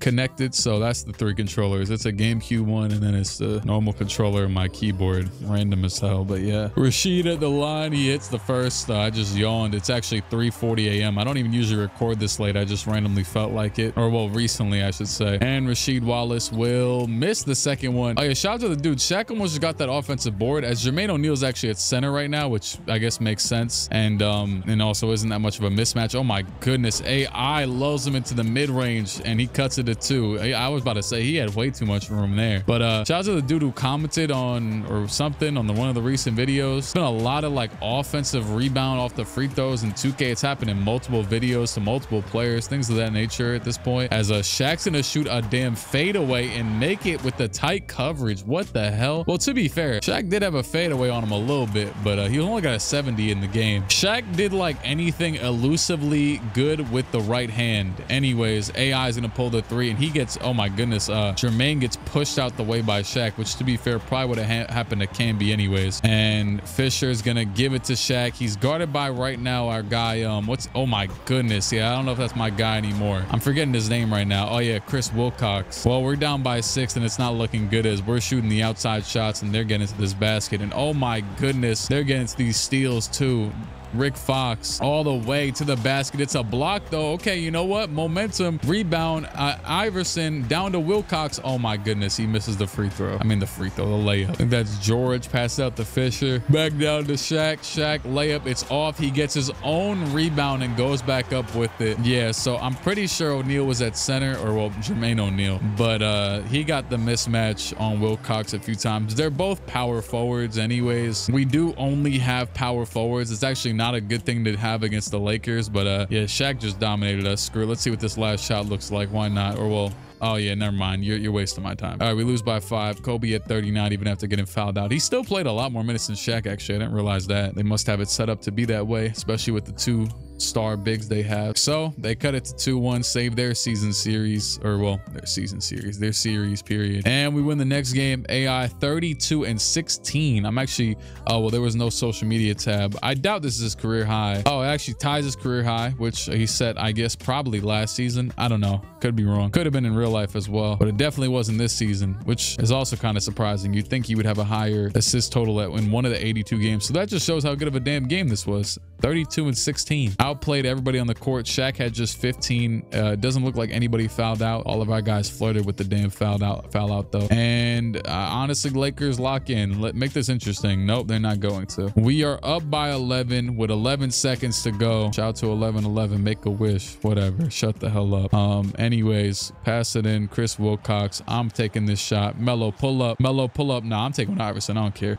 AI. Step back. Oh, he hit his weird thing that I was talking about earlier. Oh my goodness. Hell no. Messed up your field goal percentage. We have won the 2004 NBA championship. You know what's crazy? Carmelo Anthony wasn't with the Pistons, but you got your dream that you always reminisce on with the Pistons when they won the ring and they drafted Darko. Well, guess what? You come to Philly and win a ring. Allen Iverson is a damn champion. Shout to Jermaine O'Neal for pulling up. Shout to Ron Artest for pulling up. You got the ring mad early, and instead of being with the Lakers, it was against the Lakers. And shout out to what's his name, what was it again? Keith Van Horn for getting traded for Marcus Camby, saving us the salary space. David West for warming the bench. Reggie Evans on the two-way contract. AI will hoist up his trophy. No podium thing to stand on. Oh damn, they didn't even show the finals MVP. I forgot they don't do that in this era for some reason. AI had the best game on the court again. So Allen Iverson, obviously the better team, and goes without saying, but also proved to be the best player on the floor in these finals for sure. Although Kobe did foul out again, but he also played 45 minutes. Why do they even have this player comparison thing on here in the middle of the games? Never really considered that. Anyways, we also made almost 10 more threes. AI 27, 4 and 11 a game with 2 steals to win finals MVP. 55 from the field, 33 from 3, and 79 from the free throw. I did want to just look because this is like one of the most dominant relative to the like era and everything, dominant teams you could put together. We made the most field goals in the league on the 9th most attempts, although this is per 100 possessions, but whatever. We were 9th in threes. We got the 2nd most assists per game. The Jazz still have Stockton, so that's what. Oh wow, they signed Rip Hamilton too. We averaged the 2nd most rebounds per game, the 2nd most steals. We're up here probably. I don't know if we're not up here in blocks. I lied. Hey, shout to fouls. We got the most fouls. That's real. That is literally correlated to nothing because every team plays the same amount of minutes. So we just really out here hacking. Maybe we got to set the precedent. That's what's up. So you know what? That's good to know. We're a physical team. All of AI's stats were up in the playoffs, and I'm not ending it here. It's only year 2, even though I did tell you it's 4 a.m. I'm gonna simulate for a little bit longer, just see what happens. And yes, emphasis on simulate. I don't think there's anything else that needs to be done here. I mean, this team is literally at the beginning of its peak. Charles Oakley, sayonara. Michael Jordan was on the Clippers. Good God. Tom Thibodeau, the head coach of the Knicks, retired. Don't do that. Oh, you know what? Oh boy. I hope we have a trash can player I can. Oh yeah, no, we definitely have a few. Actually, I'm lying. Damn, no picks in the lottery are traded whatsoever. Only 2 picks in total in this entire draft, and one of them is our pick. We're still in the 27th from the Lakers. Even more salt in the wound. Shout out to Rick Adelman in his first year, although he kind of had it spoon fed to him. Crazy as hell. They were trying to make me release four players for the expansion when you only have to do 1. I'm gonna let this dude Malik Allen go. Oh, Philadelphia have exceeded the max. Oh, maybe not actually. Maybe they weren't lying. Damn, that sucks. But this is a bittersweet feeling. But sayonara to Chris Wilcox. Had to get rid of my guy because I couldn't get rid of David West. Couldn't do it. He'll probably take your spot next year. And we have everybody from last year under contract, I'm pretty sure. So actually, we do have to replace that 1 forward as well. Anyways, oh damn, Deshaun Stevenson goes in the draft too. Tyronn Lue, Derek Coleman. Unless they don't pick him. Wait, did they not pick him? Oh, never mind. He went 3rd. Damn. Oh, we also have the 2 draft picks. Actually 3. We have the 5th pick in the 2nd round. Let me get my guy Darrell Wright. I rock with Darrell Wright. Also, shout out to there was a big fight tonight between who was it? The Rockets and the Heat, and I think Royal Ivy became the acting head coach of the Rockets because their head assistant and Ime Udoka both got ejected. Royal Ivy's been a head assistant in the NBA for like 8 years now. I remember he was an assistant for I think even the Thunder as well as the Knicks. I remember. I don't know if there's been any other teams. I just remember he was with the Knicks. I remember when he was with the Knicks, we were hypothesizing KD was going to come to the Knicks because he was there because they used to be teammates. Shout out to Delusion. You know what? Screw Royal Ivy. I'm going to draft you now. I've said too many words about you. This dude Bernard Robinson has all-star potential. He's 23 years old though, so I doubt this will mean anything. I like how there's a bunch of these filler A-train players, and then some of them just have strengths randomly. Nice touch around the basket, makes some tough shots. Weaknesses, everything. I'm gonna draft Bernard Robinson. Screw it. Little second round thing. I should have finessed to get J.R. Smith, although we didn't really have much to trade though. At least much to trade that I'd want to. For some reason, AI went down 2 overalls, but honestly, that's not even the issue right now. Jermaine O'Neal's up to a 90. Ron Artest an 89. Joe Johnson 88. Melo at 88. Marcus Camby 87. But we got an elite signing. You know, the only spot we really messed with a bit last season was Rafer Alston having to be the backup point guard. Well, guess who we signed? Jamal Crawford to be the backup ball handler, you know, main crazy enough facilitator off the bench. They always you know, lace him up as a passer in this game, or at least a pretty decent one. He was off Chicago's bench last year and averaged 5 assists a game in 24 minutes. Gonna play less over here, but it doesn't really matter. Most elite Allen Iverson backup I could ever imagine. Gonna come in and just hoop. We also signed him a Meadow Kerr to be the backup center, considering that what's his name left. David West went up 3 overalls as well. Honestly, I matched Bobby Simmons' contract that he had signed somewhere else at a pure hate. Reggie Evans is still here. I signed him back on a 3-year deal for no reason. Rafer Alston's still here. I'm gonna have to trade like a couple of these dudes. Hakeem Olajuwon I signed to a 1 year for no reason. I think we're like 5 players over the limit, but I'll figure it out. Oh no, we're 4 players over the limit. Fantastic. Malik Allen, Wong Zizi, and Hakeem Olajuwon to the Raptors. These crackheads actually offered me their next 2 first-round picks for this, but instead I'm gonna take 3 seconds and 1 first for fun. 1 first in 4 years from now, just because it's stupid to do that. Why not? And I guess we're safe to get Rafer Alston out of here too. I don't even want to first from you Clippers. We'll just take 3 seconds. I don't even know why but I feel like it doesn't make sense that they're offering that much. Rotations obviously the same as last year. AI at 38 minutes, then Ron, Melo, Jermaine O'Neal, Marcus Camby. Throw more to Ron, why not? With Joe Johnson off the bench, Jamal Crawford, John Salmons, and I'm splitting the last few minutes between Kerr, Reggie Evans, and David West. Bada bing, bada boom. I'm sorry, I have to check something. I noticed that we were second in the conference at 22-5. The Bucks are just locked in this year. They got the same-ish roster. Damn, I tried to sign Chris Anderson. He didn't like me enough, but that would have been a really good signing because he's a 79 now. That would have fixed our backup center kind of slight issue we have. Not really much of one, but still. You know what? Kerr's shooting 38% from the field, and Reggie Evans is shooting 18% from the field. I'm gonna use those 2 in one of those second-round picks we got to go and get old man Vlade Divac from the Heat. You know, it's actually a good sign that he's still an 80 overall at 36 years old, because I saw him in free agency and purposefully was like, I don't want to sign him because he's old. And we'll still give David West those 3 minutes. He's been all right, but Vlade gets 9. My God, yeah, the Heat will take all the draft capital we can get. I'm pretty sure they're the team we took the pick from that we drafted Melo with, right? Yeah, it was definitely them. They got a damn A-train player on their team. They are in poverty. And somehow they only had the 9th pick and drafted Kevin Martin. This team seems like it would have been bad enough. Like, you know what? I don't know. Maybe John Salmons messed up the tank. Joe Johnson's ready to re-sign. Welcome back. Honestly, doesn't even want too much money. This is actually a kind of crazy low amount. Like, even as a baseline, like $7 million for a dude who's an 88 overall. Seen a lot worse. Humble guy. We do have to re-sign Jermaine this offseason, but I know now from last offseason that it allowed me to restrict the contracts of Bobby Simmons and Reggie Evans. So maybe, I mean, but they're young, so maybe it's a little bit. Actually, so is he. I don't know. I guess we'll see. Either way, I'm gonna give this dude the bag. We are only 1 game ahead of the Bucks right now at the deadline, but obviously nothing's changing. Let's be honest. LeBron wins MVP in his 2nd season at a 91 overall. Dwight Howard Rookie of the Year. Troy Murphy 6th man. Dwight Howard DPOY in his rookie season. Chris Wilcox Most Improved Player for the Bobcats. You know what? Salute. I mean, it is with the damn expansion team, but I'll say we played a part in this. I mean, he is a champion. You know, he's got championship DNA. We got the best record, 68 wins, so 1 worse than last year. That's actually pretty good, all things considered. Ron Artest all defensive first team, and we ended up 8 games better than the Bucks. A lot more games better than everybody else. First round against Atlanta. We're not even gonna check who the hell they have. We don't care. 4-0. Second round against Detroit. I guess I'm not going to check for them either. And wow, the Bucks lost to Washington. And you know what? If I don't have to, I will not check. Wow, we have not lost. And guess who's in the finals? It is the Mavericks. As the Lakers were the 8th seed and they actually won, but then they lost to the Mavs in the second round. And I did notice that Rasheed Wallace is a free agent again. I'm pretty sure they got him on like some BS early season signing stuff last year. They don't have him this year. Screw it. Simulate. Okay, we lost game 1 to the Mavs on a simulate. Okay, there you go. We got some challenge. They have any of like random players that we should be warned of that I didn't notice? I mean, I just see Steve Nash and Dirk. Oh, they have Boozer. Okay.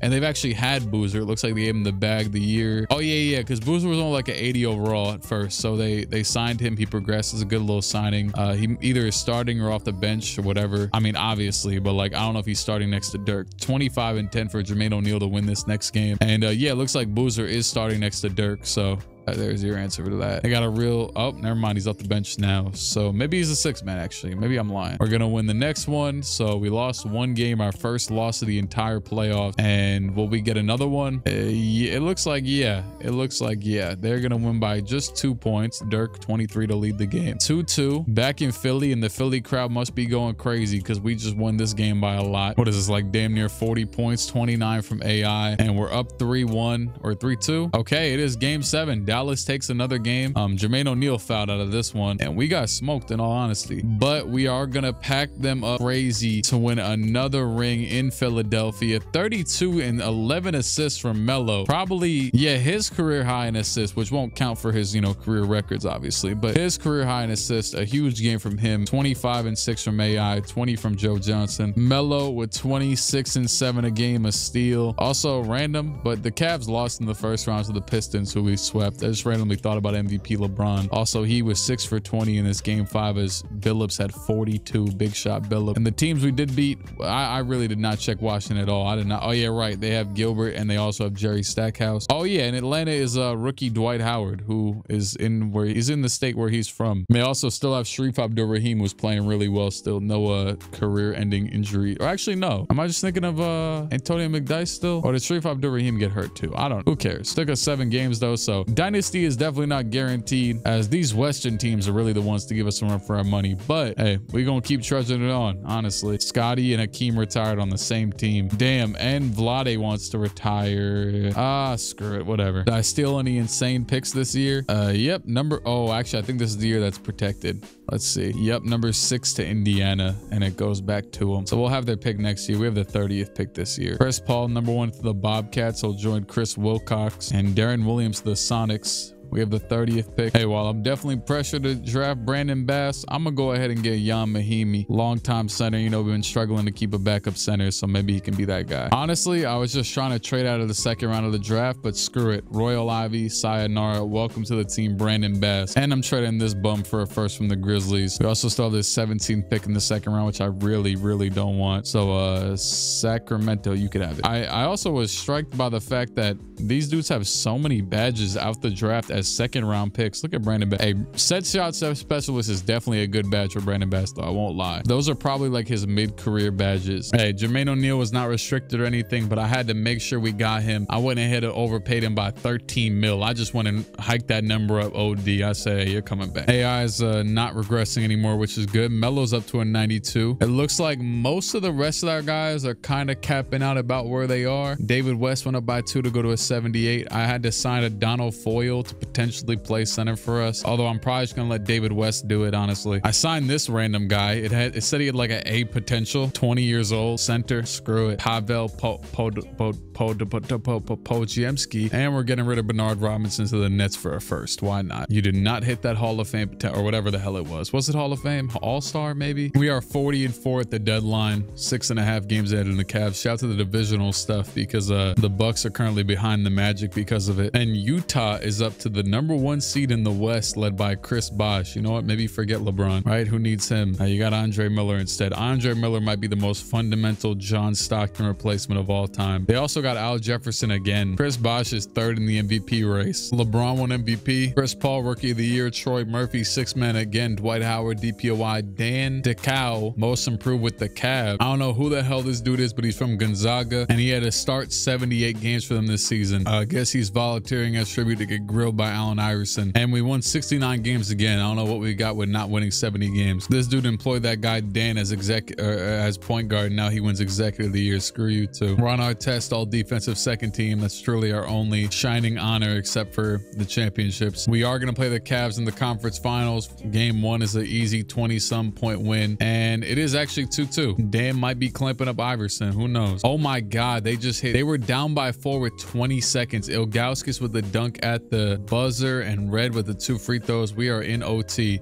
Can be fouled out, but nobody else. And despite it being OT, yeah, okay, we're gonna hold on this time. Crazy way to almost blow that game. Up 3-2, and we're going back to the finals. Thank you, Cleveland, for the challenge. Memphis. Oh wow, Memphis ends up the #1 seed with Dwayne Wade, who we drafted our Melo over, and Melo is 1 overall higher currently. He's also younger. Sean Livingston's their starting 1. They have some of the worst spacing of all time, probably, but it's the 2000s, so who cares? At least they got Shane Battier. Honestly, that's a lot better than you can normally ask for in this era. Game 1's an easy win, so they ended up the 1 seed, the Grizzlies, just slightly over the Jazz, and they also got, oh yeah, they got Mike Miller too. Yeah, they're doing just fine. Wait, can I go see who I thought I saw? Oh, I don't know why I read this as Will Green and not Willie Green. Also, Willie Green is literally in the game as a coach. How is he not in here as a player? Unless this roster's decided to make him for no reason. Anyways, we're up 2-0. Damn, they are cooking us in this next game. I think, yeah, they won. Sean Livingston had led them in scoring. We're gonna win the next one by like 30, and the next one after that as well. Champions yet again. Allen Iverson, 3rd Finals MVP, 25 and 10 a game from him with a steal and half a block. I never checked the stats once this season, but Melo actually averaged more points than AI. And our 4 main scorers and 5v1 include Jamal Crawford, all shot over 50%. I honestly, oh yeah, I guess I did kind of figure it out a while ago that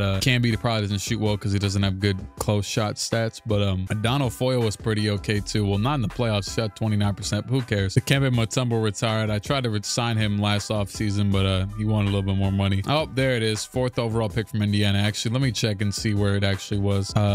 Oh wow, it was actually supposed to be 2nd, but it dropped to 4. That's fair. This is a semi-cool draft to have it in. Also, we have to re-sign maybe Ron Artest as well as Marcus Camby this offseason. Brandon Roy goes 1st. Rudy Gay goes 2nd. Oh, damn. I wanted LaMarcus. Kyle Lowry weaknesses. Allergic to dunking. Would prefer to pass it 100 times out of 100. I can't bring myself to draft Andrea Bargnani, honestly. And while Kyle Lowry may be ranked higher, honestly, Rajon Rondo is the cool 2000s pick that I want to make. So, Rajon Rondo, welcome to the team. Honestly, I don't even remember this game having my guy Chris Copeland in here as a face scan, so just for that, I have to draft him. That's genuinely one of the most pivotal players in my basketball watching experience. I feel like Lou Amundsen might have started off with the Sixers in real life too, so I might as well draft him. I don't think I'm gonna sign like half of these guys anyways, but whatever, I'll just sign them anyways. Ron Artest declines his option. Oh, I'm not declining David West. Are you stupid? Or Brandon Bass? Hell no. Yeah, we are super overpaying Ron Artest and Marcus Camby. I don't give a damn. Y'all about to make 2015 money in 2005. We have 16 players on the roster, so I'm just gonna trade Lou Amundsen to the Bulls for nothing. I'm actually gonna let Adano Foyle and Bobby Simmons hit free agency and dip off. Enjoy your life. Damn, I feel kind of bad. It's day 8 and Adano's still out here, but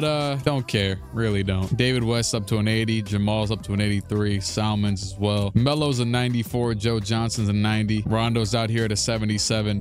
Once again, we really did not need him. I should have honestly drafted Bargnani or Paul Millsap, but who cares? Hey, guess what? This dude Pavel, whatever the hell. Damn, this dude's 7'5". Nah, he's the big man off the bench of the future. I was right. This was the signing. I found him last year in free agency. AI, yeah, don't even think about hitting free agency, bucko. And I'm gonna take your money. Why is Melo thinking about free agency? Screw you. Same rotation as always, except this dude's playing now, Pavel. I'm not even gonna force Rondo to play first year, especially because Rondo doesn't really shoot anyways. You ain't never seen Rondo shoot. I don't know how many times I've referenced that damn video, but yeah, his shooting stats suck. They probably always will, but at least he can get better at the other stuff before I play him. Matter of fact, is there a G League? I guess not, but even if I was actually about to say never mind, because they be fouling out a lot, so we might need him some of the times. I will say though, on a basketball level, Jamal Crawford as a backup point guard is dumb as hell. But I mean, I guess if he really could pass like he is in the game, it'd be literally perfect. Actually, I take back everything I'd say, honestly. Although I won't lie, this team defensively is kind of funny because like you got 6-foot AI. Wait, hold on, we are 2nd to the Cavs. Oh my god, it's over, isn't it? Damn. Hey, maybe hold on. Maybe I shouldn't be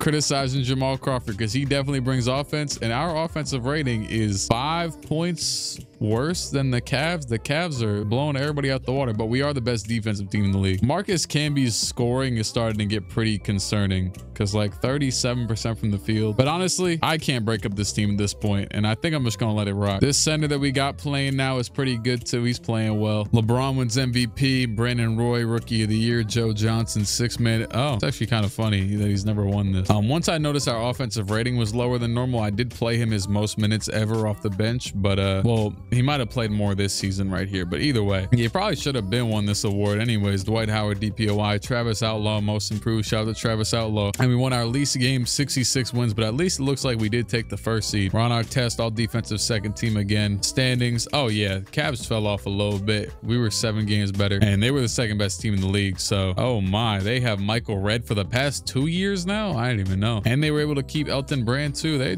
actually doing a pretty, oh snap, they got Kenny Satterfield starting out. You wouldn't know, but this dude, maybe you would know, I don't know, maybe you saw him, but this dude was off our bench as our last man way back, and he really wasn't good for anything, honestly. I mean, he can hit a mid-range now, but he still shoots 36% from the field and 23 from 3. It's honestly just funny that he's there. Oh yeah, he's losing them games more than he's winning them games. So you know, maybe this is an inside job, honestly. Kyle Korver's also an 85. I mean, to be fair, he was the 6th pick, and the dude who won most improved for them last year isn't even starting or playing anymore. Oh, they got Will Bynum too. First round against Miami, we smoked them. Second round against New Jersey, we smoked them. Third round against the Cavs, they win game 1, they win game 2. Oh my goodness, the Cavs having their way. Is it over? Is it really over? I have some fun and run a 5-man lineup for the hell of it. No, it's gonna sabotage the season. Screw it, I'm giving AI 44 minutes. He's gonna foul out in the first quarter. Oh my goodness, we're cooking and we're about to blow the lead. I bet he fouled out. No, he's got 1. Okay, we're gonna give the dynasty one more day of hope. We're down 1-3. Do we have it in us to come back down 3-0 to keep it alive? We win this game by 6, down 2-3. Oh my, we are gonna force it to game 7, win another game by 6. Elton Brand with 28 for the other team. And okay, let me tell you, they are getting very close here at the end. Are the Cavs gonna tie this? They are gonna tie it. It's 109. Our dynasty is on the line. 116. We have the ball. Let me go ahead and do a little checkup real quick. AI for sure is in the game. I see him right there. Nobody has foul. Wait, actually, no, I'm looking at the wrong team. Ilgauskas, Elton Brand, and Ron Artest are all 1 foul off. Aside from that, nobody has fouled out. The pass will be into AI. He's guarded by former PG Kenny Satterfield, who sat behind him on the bench, and passed down to Melo. Melo is now kind of the alpha dog, but he's gonna pass it back out to AI. AI will step back. Nope, he's gonna get stuck. Pass it back out to Melo. Melo guarded by his friend LeBron James. Hello, LeBron James. Goes to the left. Melo pulls up the mid-range. That is good over Bron for the lead. 50 seconds to go. The Cavs on the verge of having the worst comeback made to them in NBA history. The first ever 3-0, at least if we put real life consideration in. I don't know if this has happened in the game yet. This might have happened during the simulation. Anyways, Bron's got it. Guarded by Melo though. This is I mean, maybe, you know, he can play a little bit of defense. Maybe. Oh, the steal by Camby. That's why we don't get rid of you. Look at that pass up to O'Neal. Oh my goodness, he smokes the layup. He smokes the layup. O'Neal, them legs weren't. Oh my goodness, LeBron the layup. I will say, if they get back this ball, I know I didn't change it this year, but put that, wait, wrong team. No, it's the right team. I'm lying.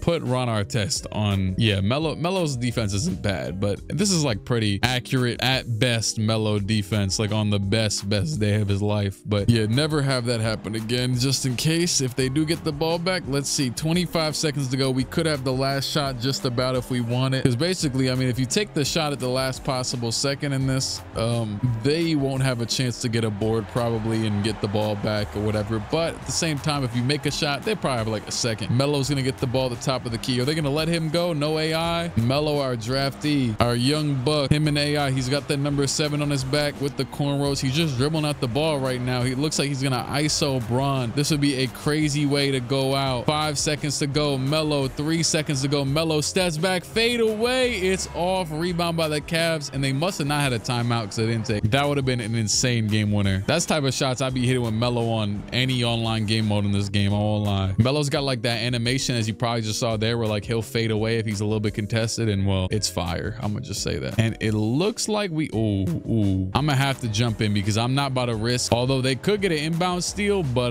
let's just pray they don't. Okay, passing to Johnson. They're actually not fouling. It took him 2 seconds. Joe Johnson, who's off the bench, Ron must have fouled out. So, that's actually big though, because that means this final defensive possession is gonna be Melo. Oh no, Ron's right there. Never mind, he's back. Oh, Joe Johnson misses it and they get the board. Joe, what happened? And no, actually, Jermaine O'Neal fouled out. So Melo or someone else is gonna be at the 4. All I know is y'all gotta leave Ron in. Ron's gonna be guarding Braun for this last possession. Yep, that is exactly what's happening. And Melo is at the 4 against Al Harrington. The pass into LeBron. LeBron 5 seconds to the rim. Oh, he passes it off into, of all people, Satterfield with the layup.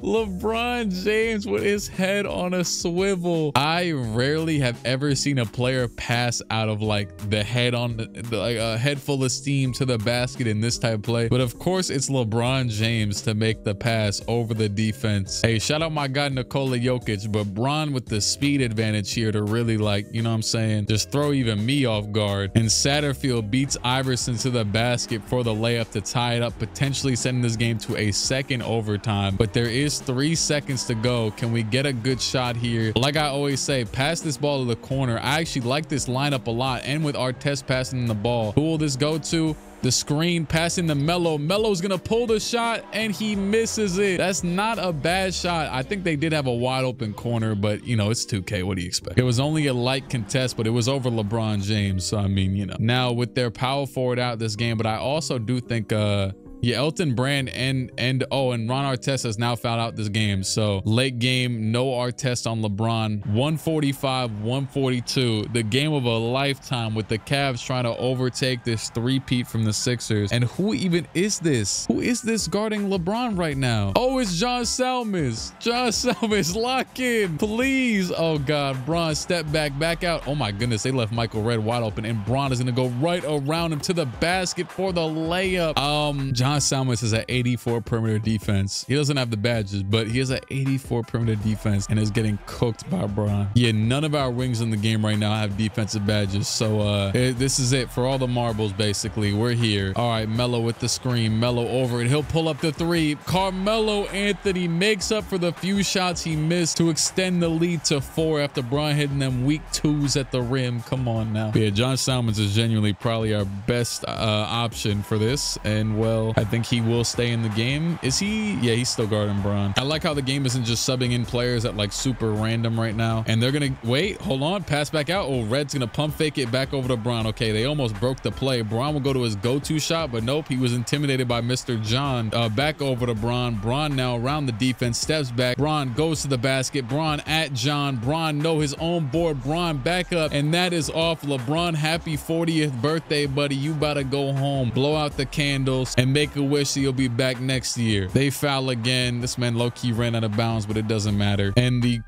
greatest comeback of all time in playoff history will go against LeBron James and the Cavaliers. Hey, let's be honest though. And like I said, I told you it would be, and you knew this, it would be too easy if I got LeBron, which I don't even know if I was able to get that first pick anyways, which to be fair, he went number 2. That would have been crazy. If I did get number 2, I would have been forced to select him. I won't lie. I would have had to, as AI also has legend bailout. I don't know why I'm randomly checking badges. Oh my goodness, look at Ron Artest's defense. He's basically carrying the whole damn defense. But we are going to the finals against Utah. Our next new opponent, I think we played a different person every single year, right? We played the Mavs, the Lakers, and the Grizzlies. And now we're playing the Jazz. Screw it, just click simulate. First game's a win, second game's a win, third game's a win, fourth game's a loss, and we win. Carmelo Anthony takes the finals MVP from AI with 21, 5, and 6 a game with a steal and a block. I quite literally, except for like backup center management, haven't made a move for this team in the longest time. But I mean, I think I said that originally that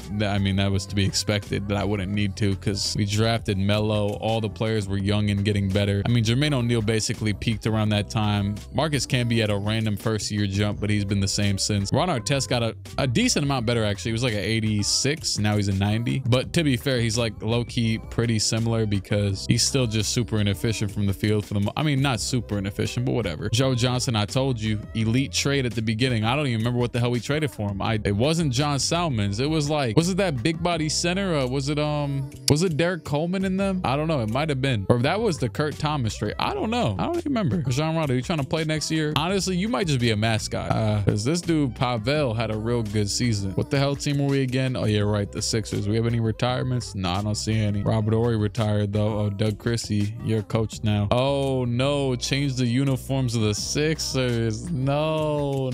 Wait, what would happen if I do this? Vetoed. Nah, we too cool. I'm not down with all that. We too cool. I'm keeping the old Brandon. Yeah, we staying with this. Forget all that new stuff. Oh my goodness, the Knicks VA. Oh, what are Indiana doing? It's probably protected, isn't it? Nope, it's not. What the hell? How would they do that? They just missed out on Kevin Durant. We have the 26th pick. I probably could have had like a super high pick, but I literally kept denying picks from teams, which I'm not, you know, I like when the dynasties end too, because it's not fun if it just keeps going forever. But I do like drafting random super late picks in the draft. It's kind of fun. We didn't fire our coach or anything, right? Just making sure. Oh, I knew it was gonna happen. Damn, where did he go? Damn. There go George Karl. I don't even know if I could say shout out, but oh, he went to the Knicks. Can I even be mad? I don't know. Maybe I'll try and not get him, but maybe I'll try and get a different coach. Oh, KD to the Supersonics. Knicks get Mike Conley. Hey, they actually, oh damn, they messed it up. They got Aaron Aflalo. Oh, you sold. Can I be honest? This might be the weakest class yet outside of the top picks. Like all these dudes are really trash. Wait, who was that with all-star potential? Mirza Teletovic. I'm trading my first round pick to the Bucks for 2 firsts. I'm gonna see if Mirza Teletovic is still there at this one.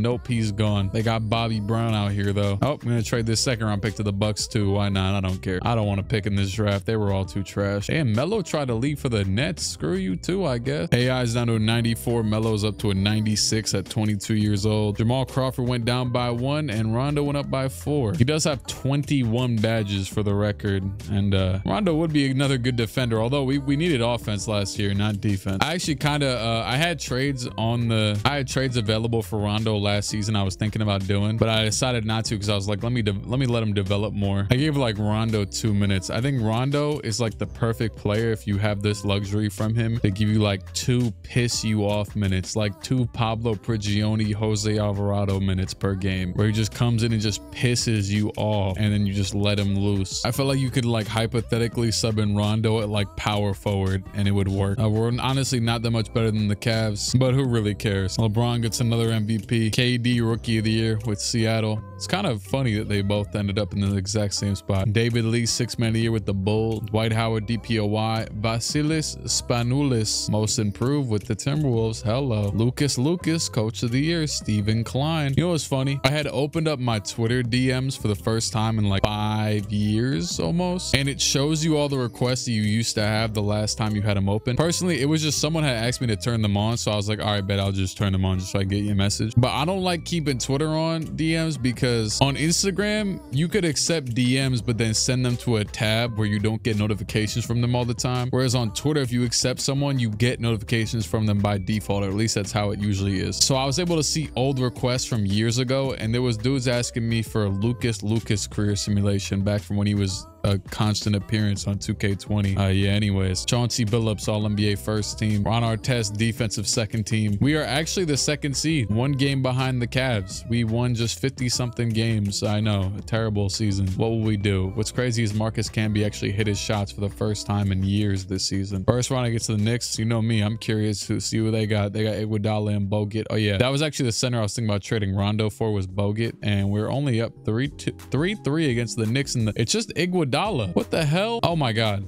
This isn't even us. It's the Cavs. I'm so used to being the 1st seed. I was over here scared that we were okay. We swept the Raptors.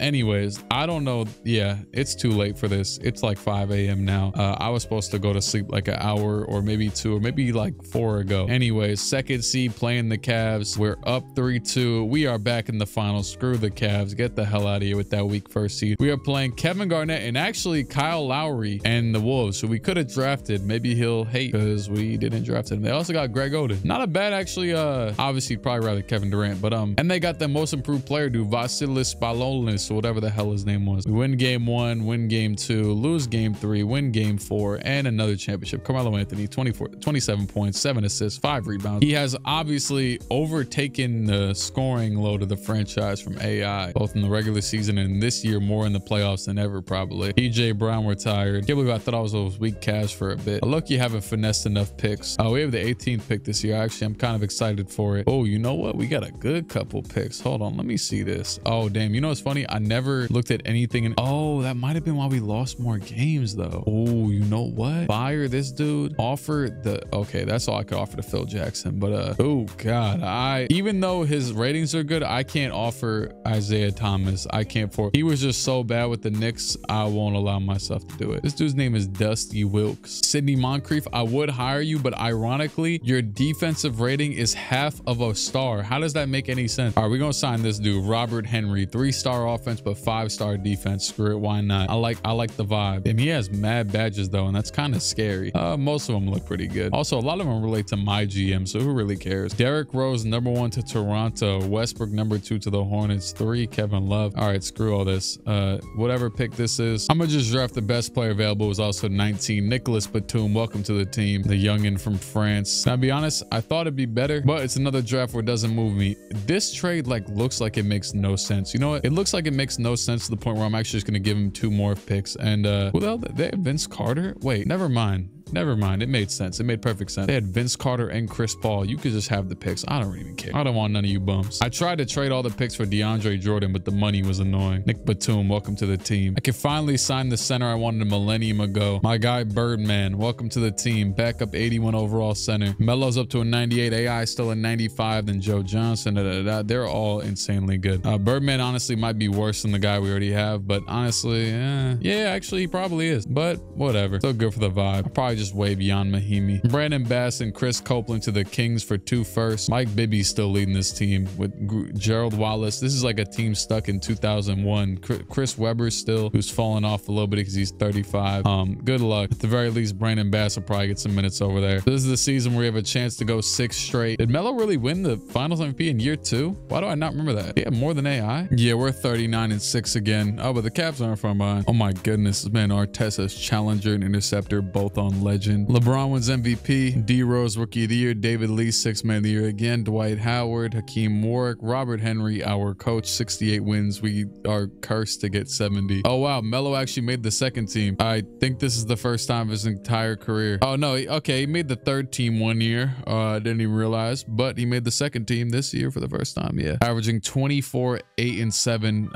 Believe he's playing the same minutes as always, 2 minutes more, but yeah. Ron Artest, all defensive first team. You better make it with them damn badges. He's got to have the best defense badge in the league. And yeah, 68 wins, 1st seed. First round, we beat Miami in. Oh, also, did it update our stuff a little bit? I don't know. Maybe not. Okay, we're actually in 3-2 against Milwaukee. We're gonna beat them though. The Cavs still have Satterfield as their starting. They still have the exact same starting 5. They're gonna win game 1, win game 2. We win game 3. They win game 4. Is it possible they do it again, or is it finally time? It is finally time. The Cavs have won, and they will win a championship. 40 points per game from Bron. I'm gonna quickly, as honestly. Is there really even a point in over evaluating? It is what it is. Let me see if we got any BS picks.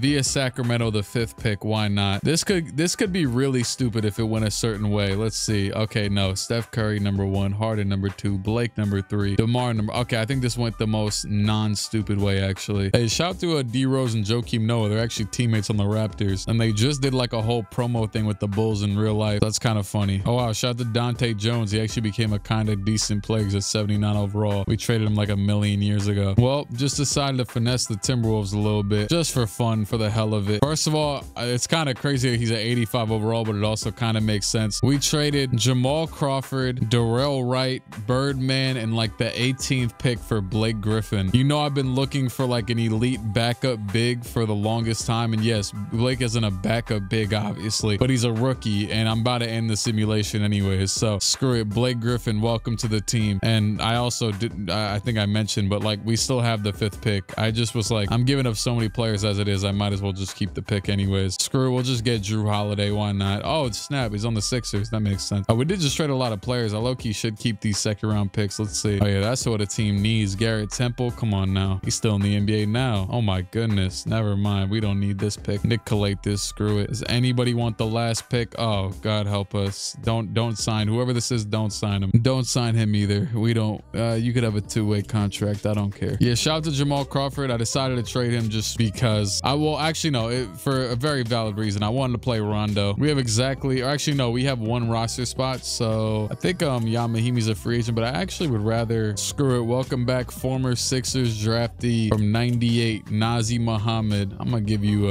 a we'll do a 1-year deal. Sayonara to Yamahimi. We got our guy. Don't worry, Bucko. Melo's up to a 99 at 24. AI is a 96. Rondo's a 85, same as Blake. Oh yeah, like I mentioned, also yeah, I think Curry was already 83. I don't know, whatever, who cares. We're actually 1 year away from the quote-unquote LeBron era starting. I'm actually just gonna have fun with it and just put the rotations on auto this year and see how it goes. I've been very confident in my rotations this entire time and it's worked very well, but screw it, why not? There was a lot of years they were trying to start Joe Johnson over Ron Artest, but eventually they were like, wait, we're trying to bench the best defensive player ever. LeBron wins MVP. DeMar Rookie of the Year. I low-key didn't know they put in a young DeMar creation, unless I did. Maybe I just forgot. David Lee Rookie, or whatever the hell. Dwight Howard DPOI. Ronnie Brewer Most Improved Player. I don't know if Ronnie Brewer ever averaged 12 points. He probably did. Probably had enough fast breaks some year. Robert Henry 64 wins. It's our coach and Cavs coach, one executive. Screw him.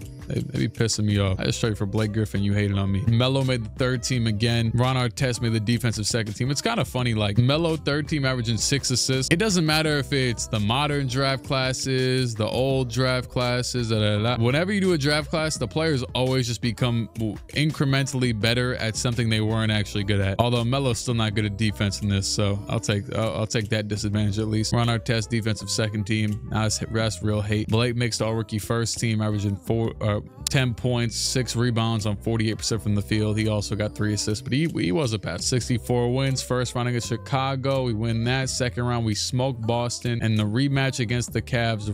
Game 1 is a win, game 3 is a win, game 4 is a win, and we are going back to the finals against the Wolves again. Same lineup, but hey, you remember how you know what I'm saying, you really needed Lowry like real bad, and you know we passed up on him. And you know the guy we drafted over him, yeah, he's on the bench. He might be getting 12 minutes a game. Yeah, Minnesota, good try, Kevin Garnett, but it's a Philly dynasty, and we had to end out on one more. Carmelo Anthony Finals MVP again. Yeah, we did do the little rebrand, as you could see. 24, 10, and 7 a game with a steal and 2 blocks. 48 from the field, 36 from the 3. Oh, AI actually led us in the playoffs for the first time in a little while this year. And Joe Johnson, I did notice, I looked at this earlier, but yeah, the only starters they messed with this year was Ron Artest and Joe Johnson. Basically just split the games at starting shooting guard, or well, not split, but whatever. And they started Joe one time in the playoffs, and it was in the 1st round. Maybe Ron was tired that day, so there goes that experiment. And while it would have been nice to send off one of our guys, nobody's retiring. AI is 34 though, so at most probably got like 4 or 5 years left, unless he's going to 40 like Hebron. So these were some peak glory years of the Sixers, to win from 04 to 2010 minus 1 year. And I forgot too, we damn near won year 1. We damn near beat the champs. I don't know if we would have beat the Lakers, but that would have been a fire start to this though. But you know what though, I might have taken my foot off the gas a little bit and had too much love for some of the guys we eventually traded. So maybe it's all, you know, all happened for a reason. Shout out to Bron for winning all the MVPs. Damn, Chauncey Billups out here getting buckets. Anyways, it's been real. It's been fun, but it's been real fun. Subscribe to the channel if you feel like it. I'm trying to get 2 new subscribers on this video in honor of Knicks Nate Robinson. Shout out to Daryl Dawkins, and I'm gonna get the hell up and out of here. Good.